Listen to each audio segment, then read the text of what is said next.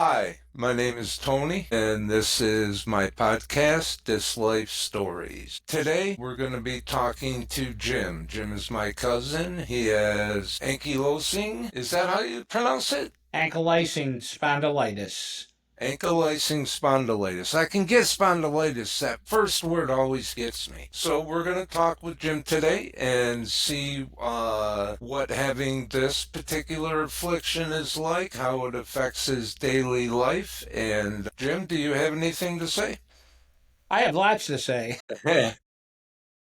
I just want to say right up front before we get started that for everybody to keep in mind that anything that we talk about today, these are personal journeys. So this is how this disease that I have has impacted my life, my journey, and that any recommendations that I may give you or any medical advice that you may hear, keep in mind I am not a trained medical professional.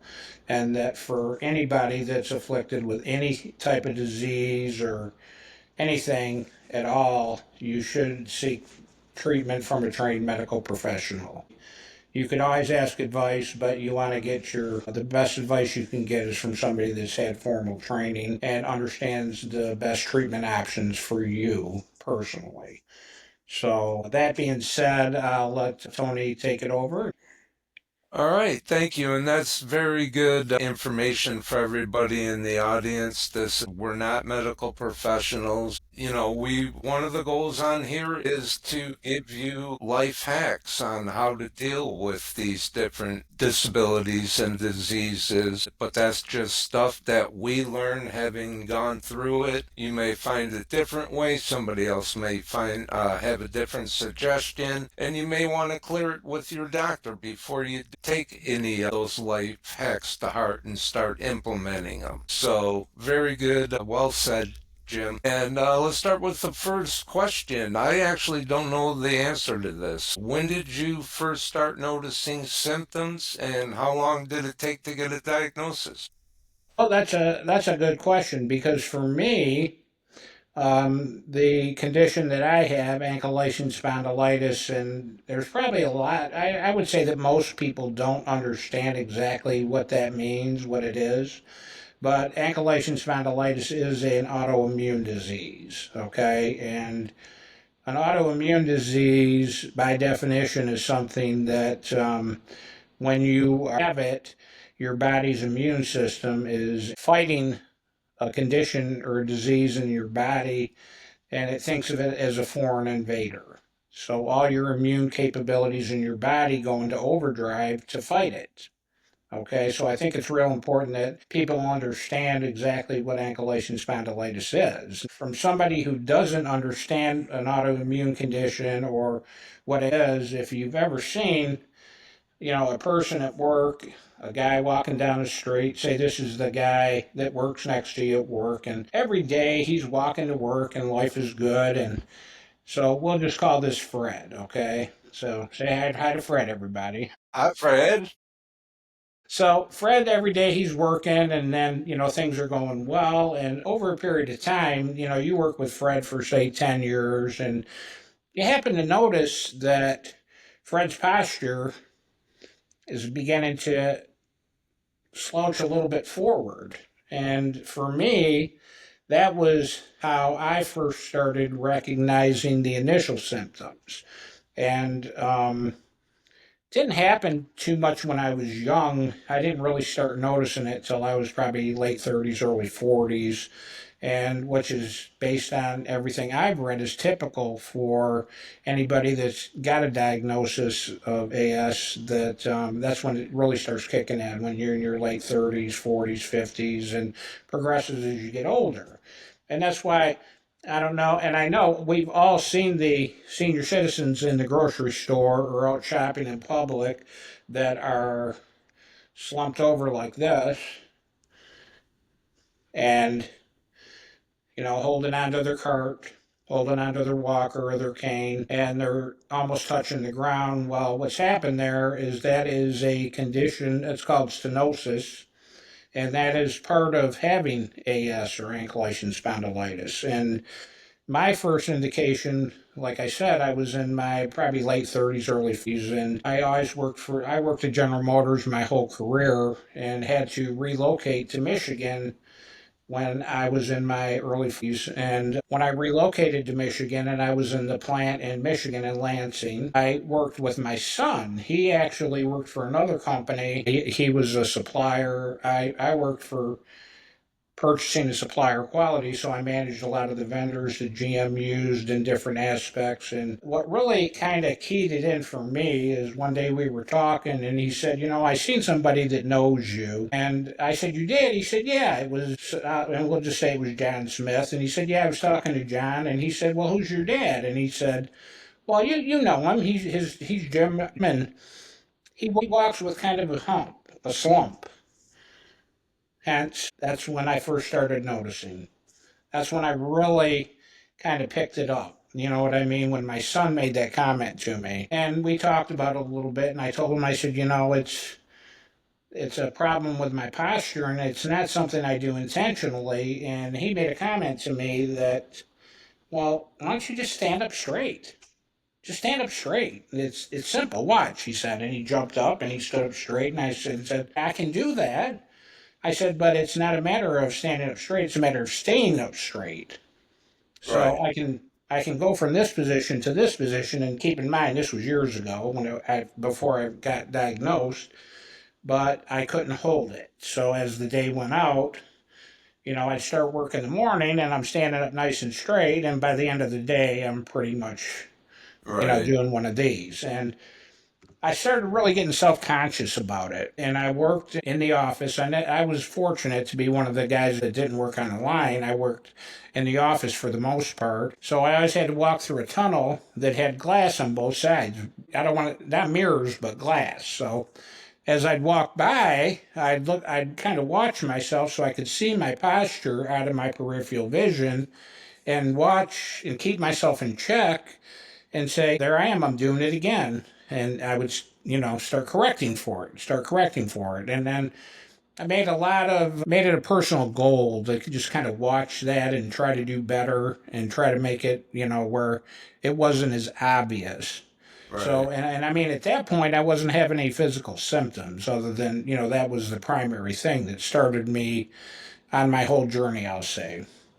So as time went on, I started noticing other things, and I kind of, like real sore when it's cold out. And keep in mind, I lived in Tennessee for 20 years and then moved back up to Michigan, which we all know that's a big climate change. So I kind of contributed a lot of it to the colder weather, higher humidity, and I thought, oh, it's just my body adjusting to the change in climate.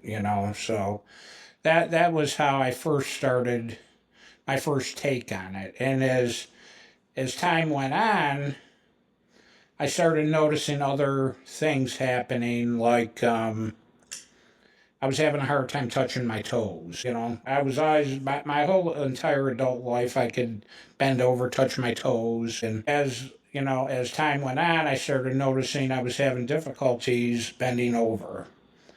Tying, doing simple things like tying my shoes, dropping something on the ground and go to pick it up, and I'm like, I'm not bending so well. Right. So basically, what would happen is I where I could typically do something like that. Now I was kind of stuck about right here. So I started using my legs. So if I Right. drop something on the ground, instead of bending over to pick it up, I'd use my legs and squat down, pick it up, and then use my legs and stand back up. And that became a habit, not a habit, a necessity, if I had to get down and get something off of the ground. So that was just another symptom of, how it was slowly deteriorating, how my body So was. what was the straw that broke the camel's back and got you to go to a doctor? So what happened? We were up in Michigan for about 2 years. So I had this room in our townhouse that was all blacked out for when I worked third shift. So I was working on third shift and, it was all blacked out. And one day I got up and, everything was good. And I pulled the blind back on the curtain to let daylight into the room because I had it, pitch black in there so I could sleep like a normal person. And all of a sudden I was blind. I couldn't see. The light was unbearable. And I'm not talking like, wow, you know how it is when you walk out of your house and you got to put your sunglasses on. This was 50 times worse than that. It was a piercing into my brain kind of pain, and it was a direct result of the sunlight. So I shut the curtain and I was like, wow. And I sat back on the bed and I'm like, wow, what's going on here?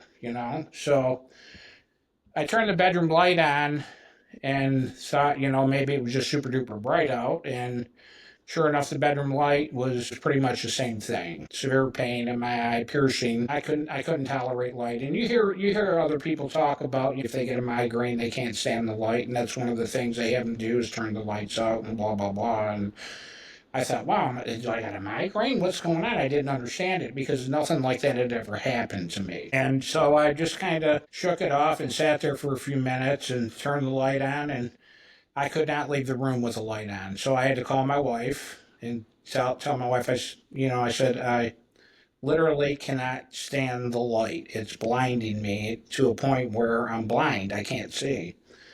And she said, you can see in the dark? And I'm like, yeah, but I can't see in the light. I can't stand the light. So we didn't know what to do. And it was a Sunday morning, Sunday afternoon. So I said, well, I'm supposed to work tomorrow. I'm going to have to go to the hospital and find out what the heck's going on.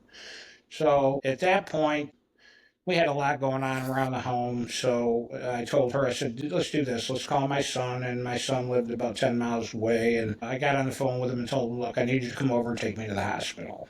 And I explained to him what's going on. And he came over and took me to the hospital, and we went to the emergency room, and I had to have a blindfold on because he had to guide me because I was literally blind. And we went in the emergency room, and the doctor, they drew my blood, they did exams, they did everything they could. They brought an ophthalmologist in from outside, an outside consulting doctor on a Sunday, and they couldn't figure anything out.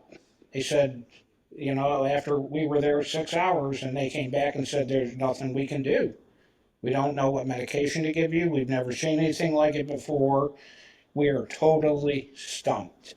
And we'd like you to go tomorrow. We're going to call and set up an appointment with this ophthalmologist that's a specialist on people with like glaucoma and, eye diseases, things of that nature. And I said, well, at that point, I was starting to get a little bit scared. I'm not going to lie, I was scared to death that at that point I wasn't going to be able to see anymore. So we went home, and he brought me home, and we talked about it. And the next day, me and my wife went in and seen this doctor. Unfortunately, she was pretty close to us, about 12 miles away, so that kind of worked out well. And I got in to see her, and she did. I explained all the symptoms to her, and she did her exam. And the first thing she asked me was, after she did her exam, she says, do you have an autoimmune disease? And I said, no, as far as I know, I have no autoimmune disease. So she said, well, the condition you have is called uveitis. And what it is, it's an inflammation of your eye, your cornea, your eyes, and it's a result of an autoimmune response in your body.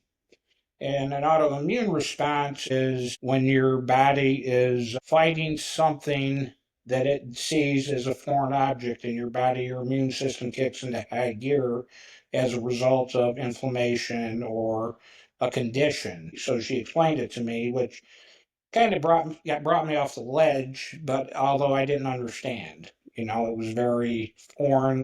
The concept, I just didn't get it. So she Right. said, what I want you to do is I want you to go have your blood drawn. I want you to see a rheumatologist, and they'll make a determination on if you have an autoimmune disease. And I didn't know what a rheumatologist was at that time either, but I did have a little bit of experience with it because a rheumatologist is a person that deals primarily with arthritis type diseases, autoimmune diseases. So I went and had my blood drawn, and I came back 2 days later. And as you know, before I left the office, she did give me steroids to Right. drop in my eyes and an antibiotic to drop in my eyes. And within 3 to 4 days, the inflammation had gone down, and I was back to normal. I mean, that quick. Right. And so that was a godsend. I was able to catch my breath, go back to work, and get my life going again. But then I still had the trauma there from being, having her say that I had something like an autoimmune disease going on. And so I got my results back. I went and had my blood drawn, went back and seen her, and she said, "Sure enough, you have the markers in your blood for an autoimmune disease." She said, "What you need to do is you need to go see a rheumatologist." Because this is just a side effect of the bigger problem that you have, which is some type of an autoimmune disease. She didn't come right out and say I had AS or anything like that. So I was like, oh, okay. So I got an autoimmune disease, but and then the next question is, what does that mean for me? How do I treat that? Who do I talk to about it? Right. Things like that. And so I set up an appointment with a rheumatologist, and I'm just going to veer off track here for just a moment and let you know that my wife has rheumatoid arthritis. Mm. So, and So you arthritis, already had a doctor. yeah. So arthritis is an autoimmune disease, and the doctor that primarily treats those are called rheumatologists. And we had a little bit of experience with it. And I don't want to say a little bit, I'm going to say a lot because my wife has it. And one of the primary treatments for that is what they call a biologic. And what a biologic does is treats slows down the autoimmune response. So I had a little bit of knowledge going in about the treatment for rheumatoid arthritis and the medication they use to treat it. So by no means was I an expert as much as I am now, but that's how the whole thing started for me. So I went and seen a rheumatologist, and she got me in there, and they sent me to the hospital, and they X-rayed every bone in my body. Believe it or not, I spent the day Mm. in the hospital, and they must have did 150 X-rays on my body. I was floored. I was like, Wow. "Are you kidding me right now? Really? Yeah, we got to do your hands, we got to do your elbow, every joint, every bone, from your head to your toe."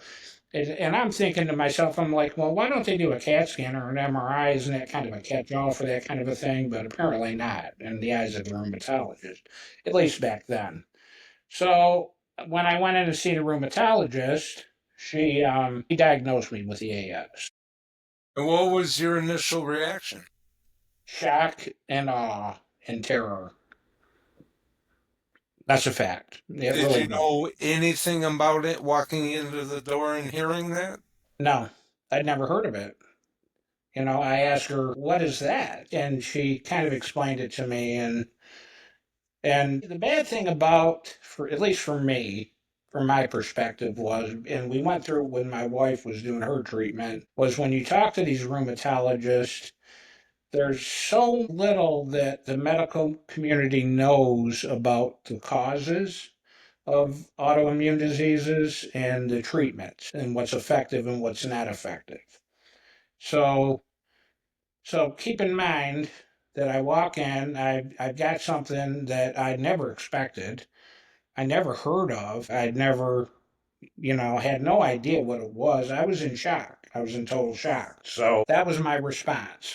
And then having watched my wife go through the treatment regimen that she went through for her rheumatoid arthritis, I was like in denial. There's no way that I'm going to do any of that Right. because of the side effects. We've all heard of it. We've seen the Right. commercials.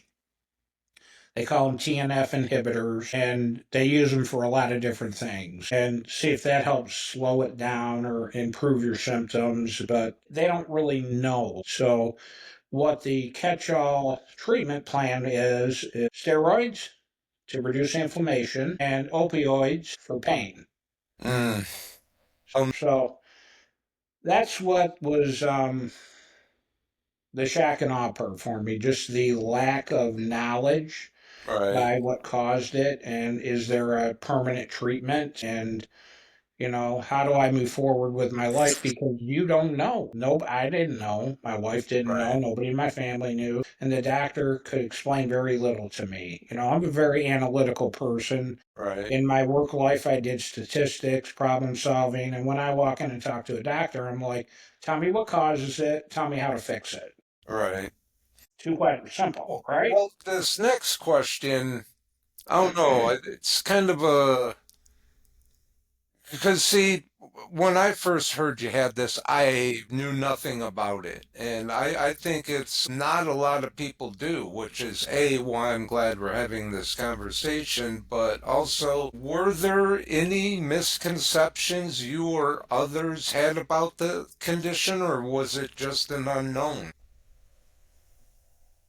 You before mean, you researched it? well, Like if you told misconceptions? You somebody you mean like had from it, people? did they have misconceptions on what it was? You mean medical professionals or people that Regular people. people in my life, personal people? Yeah, no doubt about it. They had no clue. They were as clueless as I was. And believe me, as much as I devoured all the information I could get at the time, which keep in mind the internet was not as huge as it is now. We didn't have WebMD, we didn't have Google, Right. or we could self-diagnose ourselves in 5 minutes and Right. have our own treatment plan 10 minutes later. We didn't have any of that, so you literally had to do some hard reading and talk to people in support groups and things like that. Yeah, no, there was nobody that I knew in my life, work wise, personal family, had a clue what it was or had seen anybody else with it. And Right. honestly, I never. Except for that guy from Motley Crue. Yeah, well, that's what I wanted to. That's where I was actually. That was heading in that direction, and it's kind of funny you bring that up because that's I never understood. I knew about the eye part, the uveitis as being a result of the autoimmune disease, but I never realized that the posture part was the biggest part, Right. the very biggest part. But I never really put two and two together with the bone part and the eyes. And what Right. I found out as this whole journey progressed for me was that the eyes were just an underlying symptom of a bigger problem. And that's where I really confused myself and probably other people. So when I would be at work, there would be people that would keep in mind, I'm an older guy now, I'm in my 50s, and a lot of the guys I work with are in their late 20s and, very physically able to do physical labor and activity at work.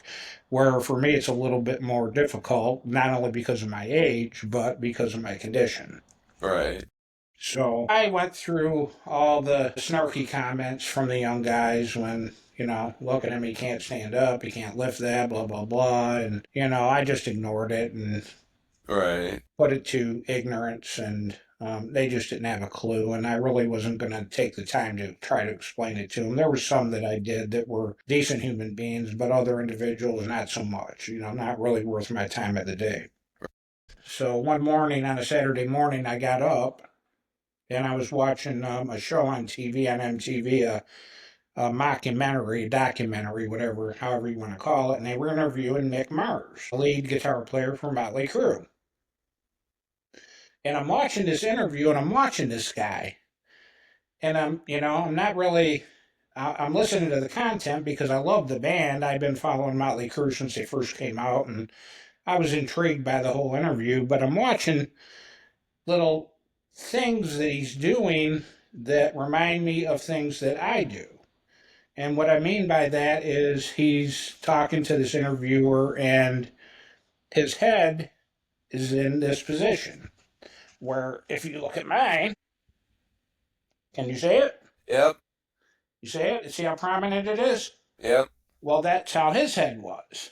And the AS not only impacts your forward posture, but your side to side, up and down. Like I cannot lift this is my full range of motion if I want to look at the ceiling. So it's Right. more my eyes than my neck.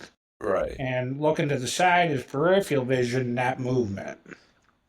So I'm watching him and I'm like, that is the weirdest thing. He moves just like I do.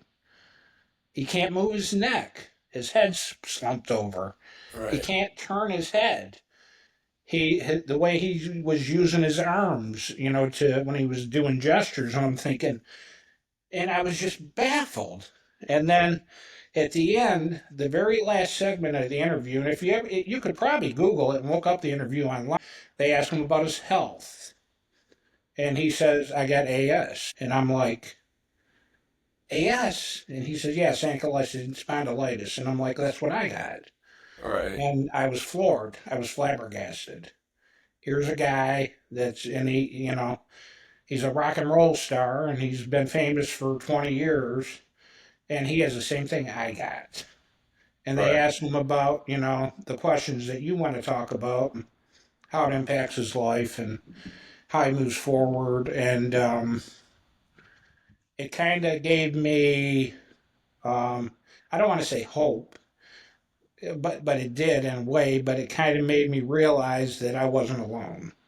Gave That you a I sense wasn't, of community. I'm sorry? Gave you a sense of community. Sense of community, exactly. That there are other people out there that that if somebody like that that's rich and famous and can get on TV and talk about it and be dealing with what I'm dealing with and have the same symptoms that I'm dealing with, that there's got to be a million little people out there that are not rich and famous dealing with the same kind of things. Right. So I did find some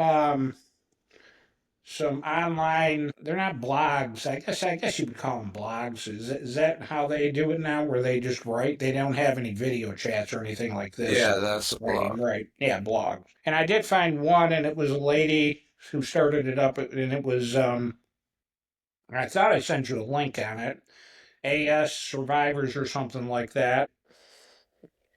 She was diagnosed with it, and she'd started a blog, and it was people in there that actually talked about their journey, and they did little essays on their journey. And I actually posted one of my own where I talked about everything me and you just discussed. Right.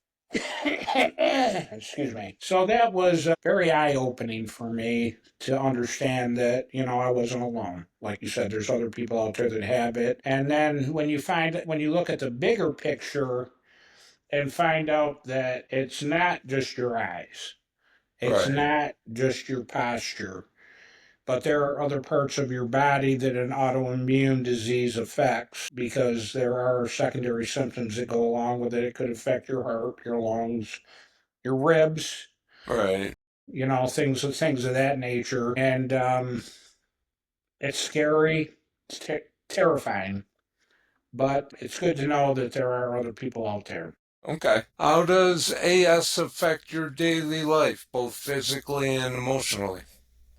Emotionally, you have good days and bad days. You have good weeks and bad weeks. You have good months and bad months. And the way they identify it is it's called a flare up. In other words, it's attacking the inflammation in my body. I'm flaring up. That's when it has the biggest impact on my life. Okay, so that means that's when I'm stiff, that's when I'm sore, that's when I have a hard time bending over, that's when I have a hard time functioning, and and that's when the pain is there from the stenosis, and that's what makes it emotionally That's when it gets emotionally difficult, when you're in a full flare up. And the flare up is also the physical part, right? It's physical. Yeah, it is the physical part, full blown. So if I like right now, I'm in a flare up that's been going on for probably close to 2 weeks now, and it all started with me and my wife went to the doctor and had our eye exams done.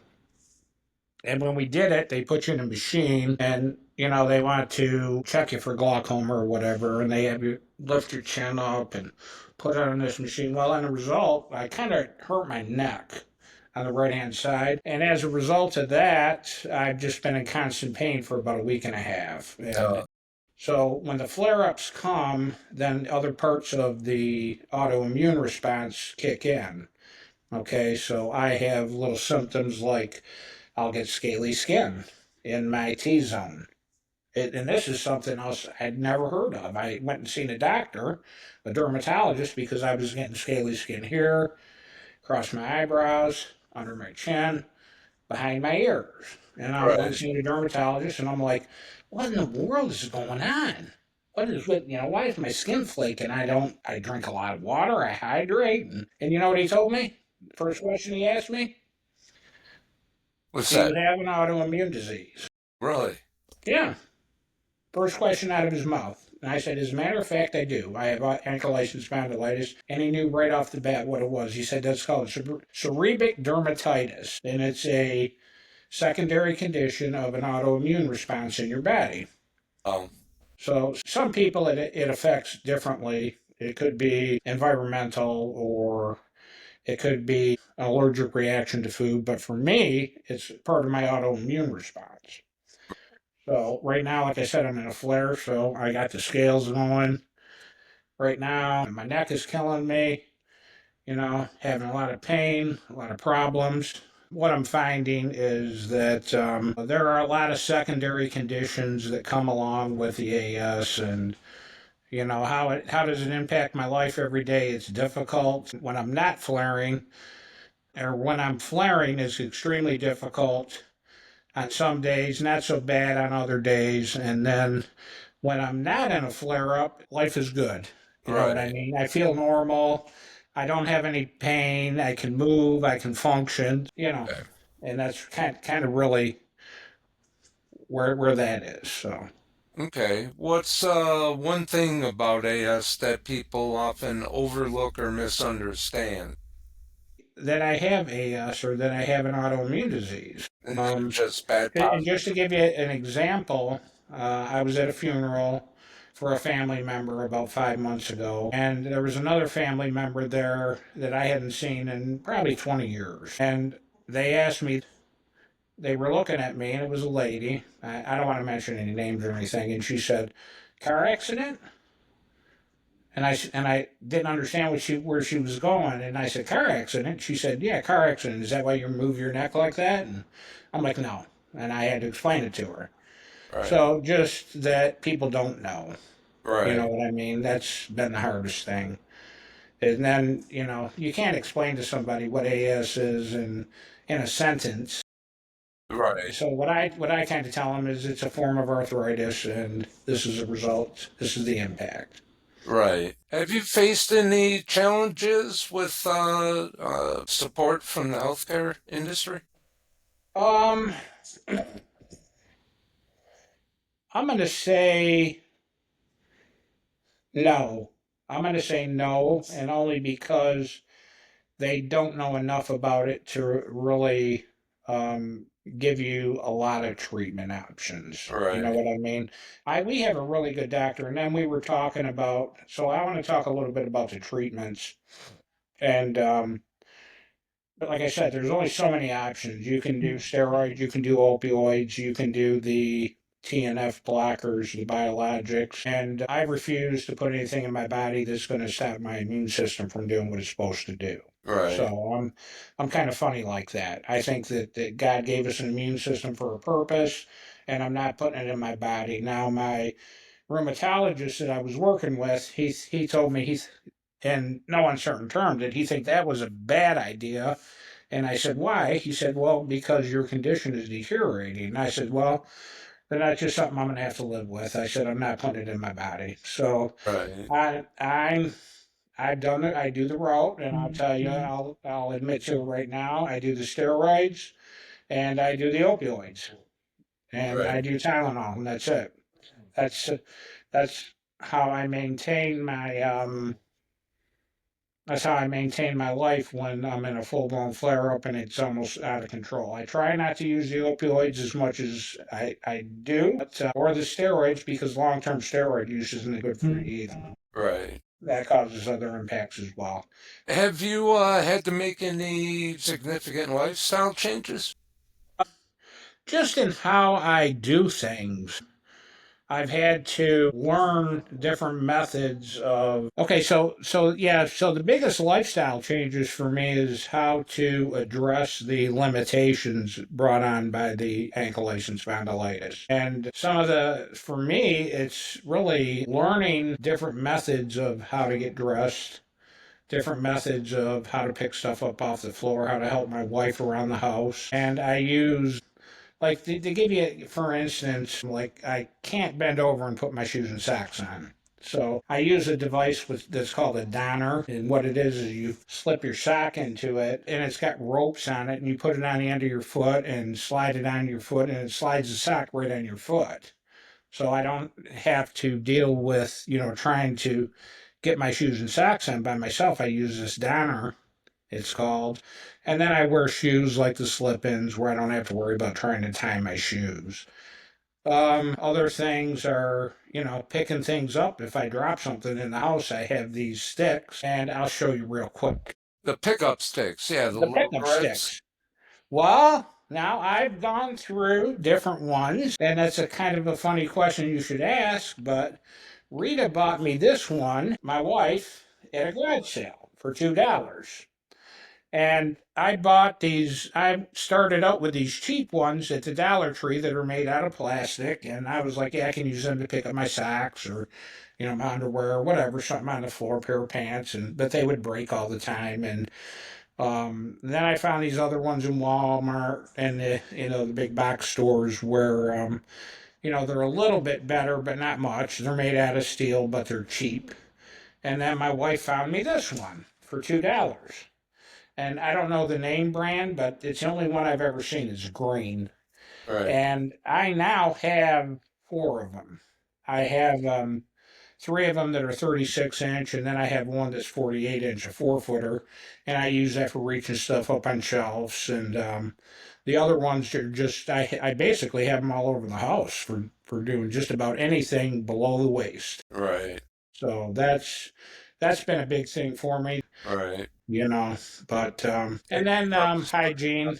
I'm finding that I use the scrub brushes in the shower a lot more. It used to just be a washcloth. Now I got the big brushes with the stick, stick with the brush on the end, and I use those for the most part for washing, so that I can, do a good job of keeping myself clean. All right. And Funny that you mention these things because, you got the ankylosing spondylitis and I had the ependymoma in my neck, but almost everything you mentioned is stuff I have to use and stuff I have to do also. yeah, If I drop something on the floor, I gotta bend with my knees to get down close enough to pick it up. And I better not better hope it's not a dime because there's no way my fingers are gonna pick that up. I also wear slip-ins. I also have the shower loofah and brush with the handle. yeah. I mean, it's mirroring a lot of what I have to deal with too. It is. I'd say for anybody with range of motion issues or difficulties bending over or, getting dressed, things like that, there's tools out there available. And the best thing to do, like for me, was experimenting. I mean, like I said, I started with the cheap ones at the Dollar Tree. I probably spent $40 on the ones that cost $1. Right. And then I found out, well, wait a minute, what if I get this one over at, For two the big box? dollars. And it cost $15. And yeah, it worked okay, but it's like two suction cups Right. basically, and that doesn't work good. This one here, Tony, I'm telling you, if you find the green one, I'm going to tell you the brand name starts with an H, but this baby here is the bomb. And like I said, I got four of them. Buy them, use them, you'll love them. So yeah, that's been the biggest impact for me. And then the other impact it's had on my life is working. Okay, so I retired early at 54 from General Motors because I could, because I started early. Stayed retired for about 5 years, and my big plan after 5 years was I'm going to go back to work. And I actually applied to work at Amazon as a shopper because I didn't need a lot of money because we do okay on our retirements, and I applied, and I told them about my disability when I applied, and they hired me on the spot. And then 3 days later, COVID hit. Mm. So I didn't end up doing the job. And then I got lucky is my son still works for that same company he worked with when I was working at GM, and they had some openings for remote positions. And I was blessed to be able to find one basically doing what we're doing right now, except I help, it's like AAA for truckers. And so I've been able to get back in the workforce, which is a blessing. And that helps me, That's you awesome. know, stay busy and have a sense of purpose and, things of that nature. So, Right. Hey, have but you found any support communities or network of other people with AS? just the one that I found, on the internet. There's the blog, and then they also have a Facebook page. I want to say if you Google it, you'll definitely run across it. Just type in AS support groups, and there's two or three of them out there. And the funny thing is when I say funny, I mean strange, different, something I would never have expected. Is that when you look at these support groups, especially now that they do video and pictures, you see people from 21 years of age all the way up to 80, Right. that are impacted by it. And it's shocking when you see a girl on there that's, 23 years old and she's diagnosed and she's dealing with the same issues that I am. And here I am, 63. And it's just shocking to think that the age group, the age range of people that actually have this, and to read the stories and communicate with other people that are doing it, and being able to give them my words of wisdom, the things that I've learned on my journey. Just like you said, you're learning on your physical limitations and how to address them and make your life more livable, better quality of life by using aids, physical aids. And I've actually, I don't want to say I personally help people, but I've gotten some ideas off of those blogs and vlogs and the Facebook groups, and I've actually threw some things in there that I thought other people would benefit from. You Right. know, Yeah, I find it helpful too. It just is helpful even if you just see that somebody else is dealing with it too. it is. It is. I find it sad though when I see young people. It's just that's difficult for me when I think of somebody being 24 years old and having to deal with what I'm dealing with, and think of the journey that they have to look forward to as they get older. So, one thing, words of wisdom that I can give anybody that has any kind of that has AS is, you hear the people that have been saying it for years. Your body is a shrine. That you really should watch what you eat, that you really should take care of yourself, take care of your body, physical fitness, exercise activities, mental health. One of the biggest things for me, the number one thing for me is stress. Right. And, any type of stress will induce a flare up. And I've had a lot of stress in my life over the past 2 years. I've lost some of my loved ones in our family, Yeah. and still dealing with elderly parents that are having issues now that they're getting old and need support. And being that I live in Florida and my family, for the most part, lives in Michigan, it makes it very difficult, very stressful. It's a stressful situation for me, which induces the flare ups. Right. You So know, eat right and try to stay stress free. stay stress free, exercise, do everything you can to take care of yourself. And for the people that are just got diagnosed with it, how do you stay hopeful and motivated through the flare-ups and the hard days? Oh, that's a tough one there. We just had a that's a tough question. It really is. What do I do that keeps me motivated? Honestly, I binge watch TV like crazy because I'm incapable of doing much more when it's really really bad. But Right.